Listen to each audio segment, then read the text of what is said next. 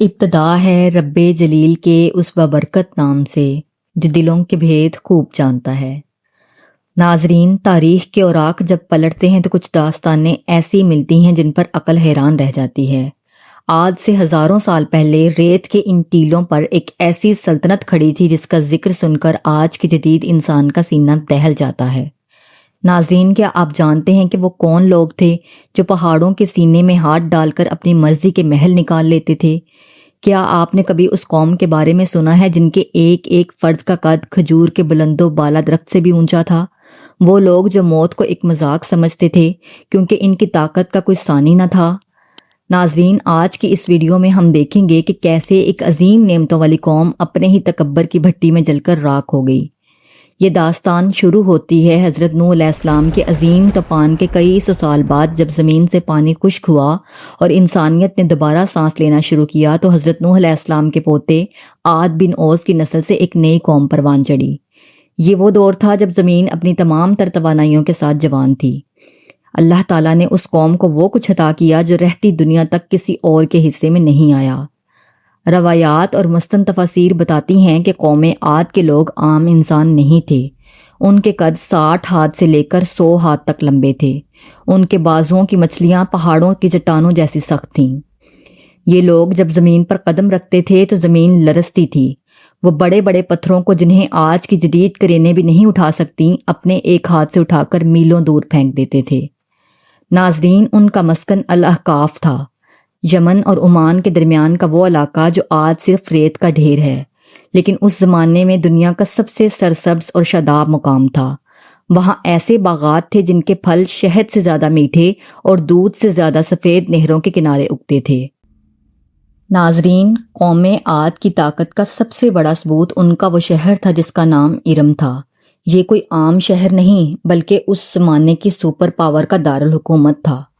اللہ تعالیٰ نے قرآن پاک کے 30ویں پارے کی سورہ الفجر میں اس شہر کی عظمت کی گواہی خود دی ہے، جس کا ترجمہ کچھ یوں ہے: ارم جو ستونوں والا شہر تھا، جس کی مثال دنیا کے ملکوں میں پیدا نہیں کی گئی۔ ناظرین، ان کے 3 بڑے بت تھے جن کے سامنے وہ سجدہ ریز ہوتے تھے: صدا، سمود اور ہبا۔ وہ بھول گئے کہ یہ پتھر جنہیں وہ تراش رہے ہیں ان کی زندگی کا فیصلہ نہیں کر سکتے۔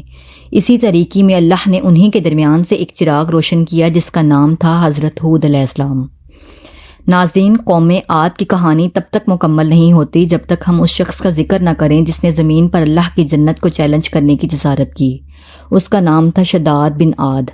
شداد وہ بادشاہ تھا جس کی سلطنت آدھی دنیا پر محیط تھی اور اس کے زیر اثر ہزاروں چھوٹے بڑے بادشاہ تھے۔ شداد نے جب آسمانی جنت کے اوصاف سنے تو اس نے اپنے تکبر میں اندھے ہو کر کہا، مجھے اس جنت کی ضرورت نہیں جو موت کے بعد ملے گی۔ میں اسی زمین پر ایک ایسی جنت بناؤں گا جس کی نظیر پوری کائنات میں نہیں ہوگی۔ ناظرین، مورخین لکھتے ہیں کہ جب ان کے بادشاہ شداد نے یہ سنا کہ اللہ کی جنت میں سونے اور چاندی کے مکانات ہیں تو اس نے حکم دیا کہ میں زمین پر ویسی ہی جنت بناؤں گا۔ اس شہر کی تعمیر کے لیے دنیا بھر سے سونا، چاندی اور مشک و عنبر جمع کیا گیا۔ ہزاروں سال تک اس کی تعمیر جاری رہی۔ اس کی دیواریں سونے کی تھیں اور مٹی کی جگہ وہاں زعفران بچھایا گیا۔ لیکن کیا فائدہ ہوا اس عظمت کا؟ جب تکبر حد سے بڑھا تو انہی محلوں کے ستون ان کی قبریں بن گئے۔ ناظرین، قوم عاد نے جب اپنی طاقت دیکھی تو انہوں نے نعرہ لگایا، ہے کوئی کائنات میں جو ہم سے زیادہ زور آور ہو؟ انہوں نے یہ نہیں سوچا کہ جس نے انہیں بنایا ہے اس کی پکڑ کتنی شدید ہوگی۔ ناظرین، طاقت جب خدا کے خوف سے خالی ہو جائے تو وہ درندگی بن جاتی ہے۔ قوم عاد نے بلند و بالا برج اس لیے نہیں بنائے تھے کہ انہیں ضرورت تھی، بلکہ صرف تماشے اور غرور کے لیے۔ وہ راستوں سے گزرنے والے مسافروں کو اپنی تفریح کے لیے مار ڈالتے تھے۔ شداد نے اپنے اس جنون کو پورا کرنے کے لیے دنیا بھر سے 300 ماہر ترین معماروں یعنی آرکیٹیکٹس کو جمع کیا۔ اس نے حکم دیا کہ یمن کے ریگستانوں میں ایک ایسا شہر بسایا جائے جس کی لمبائی اور چوڑائی 40 میل ہو۔ اس شہر کی ایک ایک اینٹ سونے اور چاندی کی تھی۔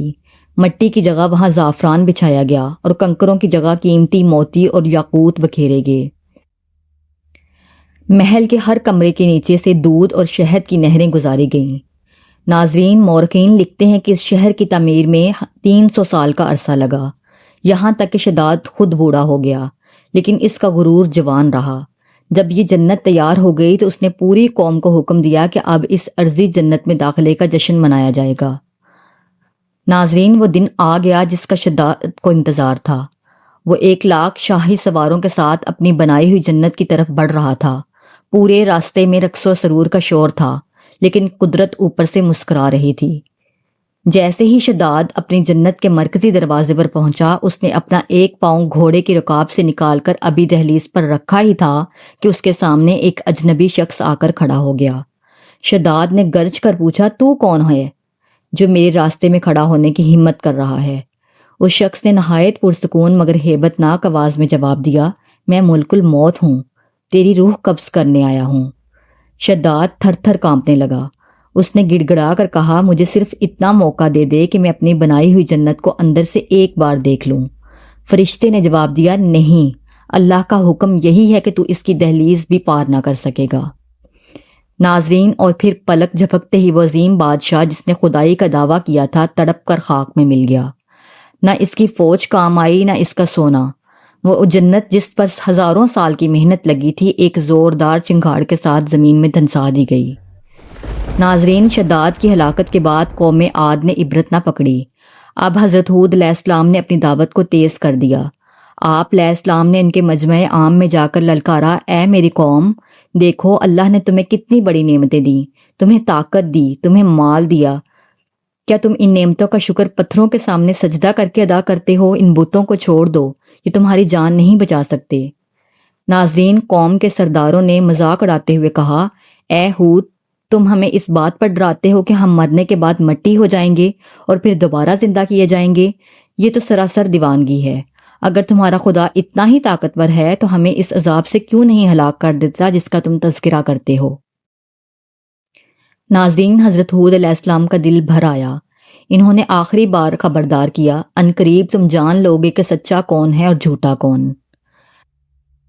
ناظرین، جب قوم عاد کا تکبر حد سے بڑھ گیا اور انہوں نے حضرت ہود علیہ السلام کی ایک نہ سنی تو اللہ تعالیٰ نے ان پر آزمائش کا پہلا دروازہ کھول دیا۔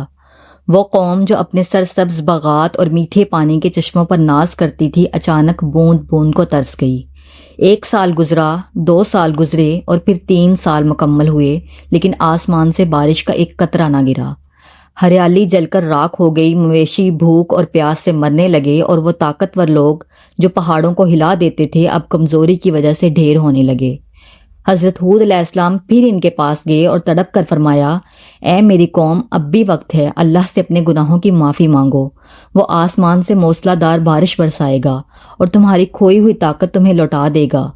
ناظرین، لیکن ان کی بدبختی دیکھیے۔ انہوں نے کہا، اے ہود، یہ تو محض زمانے کی گردش ہے، ہمارے بت ناراض ہیں، ہم انہیں منا لیں گے، ہمیں تمہارے خدا کی ضرورت نہیں۔ ناظرین، اس زمانے میں دستور تھا کہ جب لوگ سخت مصیبت میں ہوتے تو مکہ جا کر دعا مانگتے تھے۔ تب کعبہ کی عمارت موجود نہ تھی، مگر وہ جگہ مقدس مانی جاتی تھی۔ قوم عاد نے 70 آدمیوں کا ایک وفد بھیجا کہ جا کر بارش کی دعا مانگو۔ اس وفد کا سربراہ قائل بن انس تھا۔ جب وہ مکہ پہنچے اور دعا مانگی تو اللہ کی طرف سے آسمان پر 3 بادل نمودار ہوئے، ایک سفید بادل، ایک سرخ بادل اور ایک کالا سیاہ بادل۔ آسمان سے ایک آواز آئی، اے قائل، اپنی قوم کے لیے ان میں سے کوئی ایک بادل منتخب کر لو۔ قائل نے سوچا کہ کالا بادل پانی سے بھرپور ہوتا ہے، اس لیے اس نے پکار کر کہا، میں نے اپنی قوم کے لیے اس کالے بادل کو چن لیا ہے۔ آسمان سے جواب آیا، تو نے اپنی قوم کے لیے ایک ایسی ہلاکت چن لی ہے جو انہیں راکھ بنا دے گی اور کسی کو زندہ نہ چھوڑے گی۔ ادھر الاحقاف میں لوگ پیاس سے نڈھال آسمان کو تک رہے تھے۔ اچانک افق سے وہی کالا بادل نمودار ہوا جسے قائل نے منتخب کیا تھا۔ جیسے ہی بادل قریب آیا، قوم عاد کے لوگ خوشی سے ناچنے لگے۔ وہ گلیوں میں نکل آئے، ڈھول بجانے لگے اور کہنے لگے، یعنی یہ بادل ہم پر بارش برسانے والا ہے۔ وہ سمجھ رہے تھے کہ اب ان کے سوکھے کھیت لہلہائیں گے اور بھوک ختم ہو جائے گی، لیکن جب حضرت ہود علیہ السلام نے اس بادل کو دیکھا تو ان کا چہرہ فک ہو گیا۔ آپ علیہ السلام نے پکار کر کہا، نادانو، یہ بادل نہیں، وہ عذاب ہے جس کی تم جلدی مچاتے ہو، یہ وہ آندھی ہے جس میں دردناک عذاب چھپا ہوا ہے۔ ناظرین، پھر اچانک ماحول بدل گیا۔ بادل سے ٹھنڈی ہوا کے بجائے ایسی تپش نکلی جیسے تندور کا ڈھکنا کھول دیا گیا ہو۔ پھر ایک ایسی چیخ سنائی دی جس نے لوگوں کے کانوں کے پردے پھاڑ دیے۔ ہوا کی رفتار اتنی تیز ہو گئی کہ اس نے راستے میں آنے والے اونٹوں، گھوڑوں اور انسانوں کو تنکوں کی طرح فضا میں اچھالنا شروع کر دیا۔ لوگ ڈر کے مارے اپنے ان پہاڑی قلعوں پر گھروں کی طرف بھاگے جن پر انہیں بڑا ناز تھا۔ انہوں نے مضبوطی سے دروازے بند کر لیے، لیکن اللہ کے عذاب کو کون سا دروازہ روک سکتا تھا؟ آندھی ان کے گھروں کی چھتوں کو ایسے اکھاڑ رہی تھی جیسے کاغذ کا ٹکڑا ہو۔ وہ 8 دن کی ہولناک جنگ شروع ہو چکی تھی جس کا انجام قوم عاد کا نام و نشان مٹانا تھا۔ ناظرین، اب وہ وقت آ پہنچا تھا جب زمین کی سب سے طاقتور قوم کی مہلت ختم ہو گئی۔ اللہ تعالیٰ نے اس ہوا کو حکم دیا جسے قرآن کریم نے سرسر کہا ہے۔ یہ محض کوئی آندھی نہیں تھی، بلکہ یہ ایک غضبناک چیختی ہوئی ٹھنڈی ہوا تھی جس کی آواز ہزاروں بپھرے ہوئے شیروں کی دھاڑ سے بھی زیادہ خوفناک تھی۔ قرآن فرماتا ہے کہ یہ عذاب ان پر 7 راتیں اور 8 دن مسلسل مسلط رہا۔ ناظرین، ذرا تصور تو کیجئے ان 8 دنوں کا۔ پہلے دن جب ہوا چلی تو اس نے ان کے خیموں، ان کے مویشیوں اور ان کے باغات کو اکھاڑ کر میلوں دور پھینک دیا۔ وہ لوگ جو فخر سے کہتے تھے کہ ہمیں کون ہلا سکتا ہے، وہ ہوا کے تھپیڑوں سے تنکوں کی طرح اڑنے لگے۔ پورے 8 دن موت ان کی گلیوں میں ناچتی رہی۔ قوم عاد کے لوگ ڈر کے مارے اپنے مضبوط محلوں میں گھس گئے اور دروازے بند کر لیے، لیکن ہوا کی طاقت کا یہ عالم تھا کہ وہ ان کے بھاری برکم دروازوں کو توڑ کر اندر داخل ہو گئی۔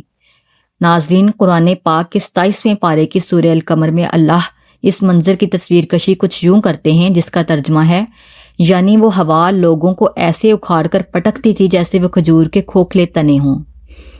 مورخین لکھتے ہیں کہ جب ہوا کسی کو اٹھاتی تو اسے آسمان کی بلندی تک لے جاتی اور پھر سر کے بل زمین پر پٹکتی جس سے ان کے دھڑ الگ ہو جاتے اور سر کسی کٹے ہوئے پھل کی طرح دور جا گرتے۔ ناظرین، وہ قد آور جسم جن پر انہیں ناز تھا اب بے جان لکڑیوں کی طرح زمین پر بکھرے پڑے تھے۔ اس قیامت خیز تباہی کے دوران ایک معجزہ رونما ہو رہا تھا۔ حضرت ہود علیہ السلام اور ان کے چند سو ایمان والے ساتھی ایک ایسی جگہ موجود تھے جہاں اللہ کی رحمت کا پہرا تھا۔ ناظرین، روایات میں آتا ہے کہ حضرت ہود علیہ السلام نے اپنے ساتھیوں کے گرد ایک دائرہ کھینچ دیا تھا۔ ہوا جب اس دائرے کے قریب آتی تو ایک لطیف اور نرم نسیم یعنی ٹھنڈی ہوا بن جاتی جو مومنین کے دلوں کو سکون پہنچاتی۔ دائرے کے باہر موت کا ننگا ناچ تھا اور دائرے کے اندر اللہ کی پناہ۔ حضرت ہود علیہ السلام اپنی آنکھوں سے اپنی قوم کو مٹتے دیکھ رہے تھے اور ان کی آنکھوں سے آنسو بہہ رہے تھے کہ کاش یہ لوگ میری بات مان لیتے۔ ناظرین، 8ویں دن کی صبح جب سورج نکلا تو الاحقاف کی وادی میں صرف خاموشی تھی۔ وہ عالی شان محل، وہ سونے کی دیواریں، وہ باغات اور وہ غرور کرنے والے انسان سب ریت کے نیچے دفن ہو چکے تھے۔ 29ویں پارے کی سورہ الحاقہ میں اللہ نے فرمایا، تو کیا اب تم ان میں سے کسی کو باقی دیکھتے ہو؟ ناظرین، صدیوں تک لوگ اسے محض ایک کہانی سمجھتے رہے، لیکن 20ویں صدی کے آخر میں سیٹلائٹ تصویر کی مدد سے عمان اور یمن کے بارڈر پر ریت کے نیچے ایک عظیم شہر کے آثار ملے جسے ماہرین نے ابار کا نام دیا۔ جب وہاں کھدائی کی گئی تو ریت کے نیچے سے وہی بلند و بالا ستون برآمد ہوئے جن کا ذکر قرآن نے 1400 سال پہلے کر دیا تھا۔ یہ اس بات کا ثبوت ہے کہ اللہ کا کلام حق ہے اور اس کی پکڑ سے کوئی نہیں بچ سکتا۔ ناظرین، قوم عاد کا یہ قصہ ہمیں یہ سبق دیتا ہے کہ ٹیکنالوجی، پیسہ اور جسمانی طاقت انسان کو تب تک فائدہ پہنچاتی ہے جب تک وہ اپنے خالق کا وفادار ہے۔ جب انسان اللہ کو بھول کر اپنی طاقت پر غرور کرنے لگتا ہے تو پھر کائنات کی سب سے کمزور چیز یعنی ہوا اس کے لیے موت کا پیغام بن جاتی ہے۔ دعا ہے کہ اللہ ہمیں تکبر سے بچائے اور سیدھی راہ پر چلنے کی توفیق عطا فرمائے۔ ناظرین، اگر آپ کو یہ ویڈیو پسند آئی ہے تو کمنٹس میں اپنی رائے دیں اور اسے دوسروں کے ساتھ شیئر کریں۔ اللہ آپ کا اور میرا حامی و ناصر ہو۔